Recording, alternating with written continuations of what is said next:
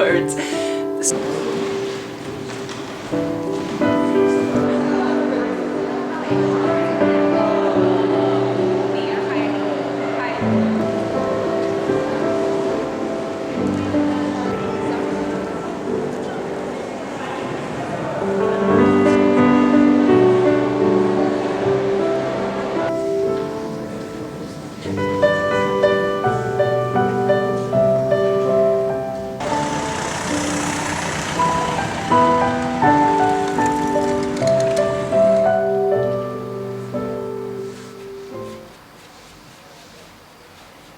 I've been painting for about an hour now, and I'm at a place where I can't continue because I need to let it dry, which is like the thing I hate most about oil painting.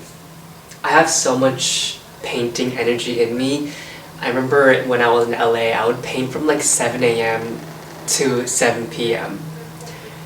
And that was when I was painting in acrylic. And because it dries so fast, you can just keep going and going and going. But with oil paint, it takes so long to dry, and it will smudge and mix colors when you don't want it to.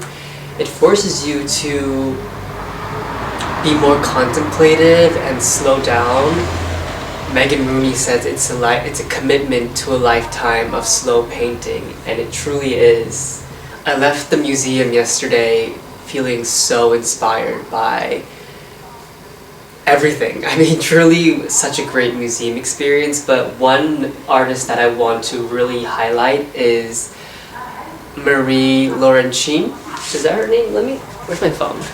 Oh wait. Marie Laurencin. Marie Laurencin, she is an artist, a queer sapphic painter, 1920s Paris, and her depiction of women is so vastly different from her contemporaries such as Picasso, Matisse, and Modigliani, who are also in the same museum.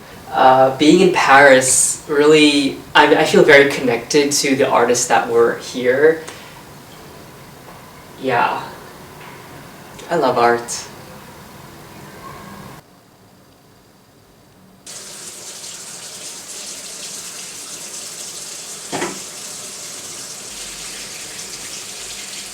I went to bed last night asking for the answers to finishing this painting, and I was just really frustrated last night because it wasn't coming together in the way that I was imagining it. But instead, I got answers to other paintings. I've never worked on more than 2 paintings at once, and now I'm working on 3. I really love how this has came together. I have no idea where it's gonna go next, but circles and infinity symbols have been permeating. Circles and infinities have been permeating my subconscious. And painting number 3. This came together from a sketch I did, and I hear a lot of artists talking about how sketching and drawing is so important, and I really didn't resonate with that because I've always identified with myself as being a painter. But wow, there's just something really freeing about oil pastels and pencil and materials that don't run out of ink/paint/medium. With painting, you have to keep going back to your palette for more paint, but with oil pastel, you can just really freely just like go crazy, and it won't disrupt the energy of whatever gesture or mark you're making.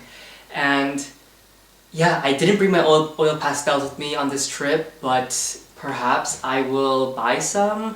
My luggage is absolutely full and I don't have space for a penny, but we're gonna see how that's gonna work out. Third museum of the week. I am jam-packing my stay here in Paris. But you know what, there's just so many museums and galleries to see, and today I have been wanting to see this exhibition for many months. It's the Gerhard exhibition at the Fondation Louis Vuitton. And oh my god, Gerhard is one of my favorite top 3 artists. My top 3 are Gerhard Richter, Lee Krasner, and Joe Mitchell. I first saw his artwork at the MoMA in San Francisco, and to say I was speechless is an understatement. I was on the floor, jaw dropped. Like, and today there's like over 200 artworks of his. I'm so excited.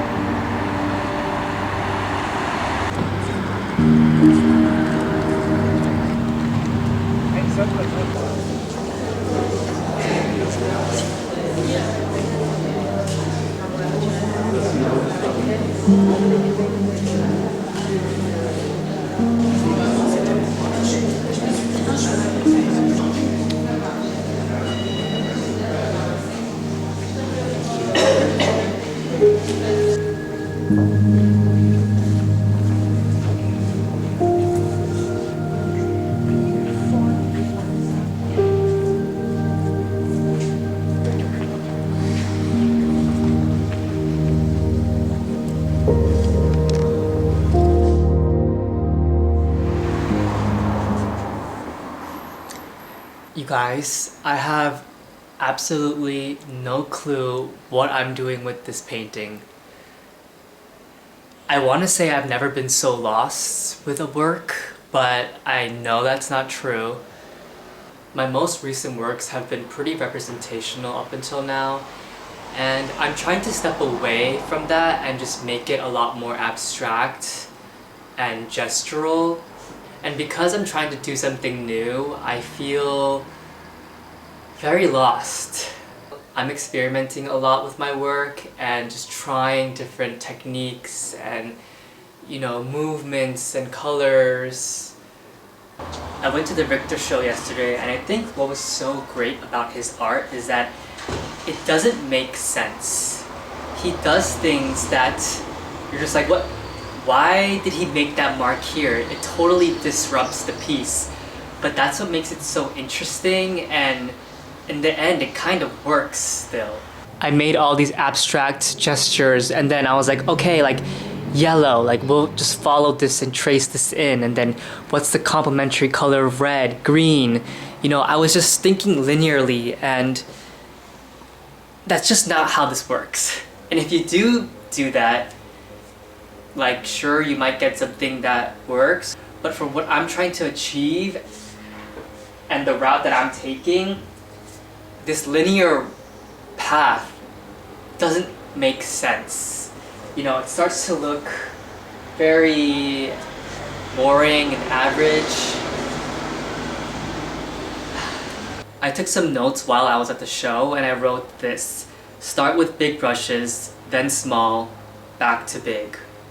Mute the colors, and my last thing was do things that don't make sense.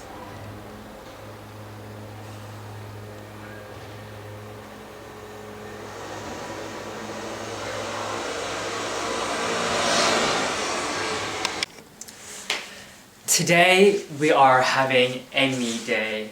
I've been working really hard on my job and on my painting, and like, we're in Paris. I don't really feel like I'm in Paris, even though I've been doing lots of museums and stuff like that. But today we are just hanging out, we're chilling, we're going to Le Marais, and we're gonna walk around. We need to get some things, actually, some art supplies, which is what started this journey. But when we're down there, we're gonna maybe get some lunch, we're gonna walk around into the galleries, and you know, it's never a Paris trip without going to the Marais, so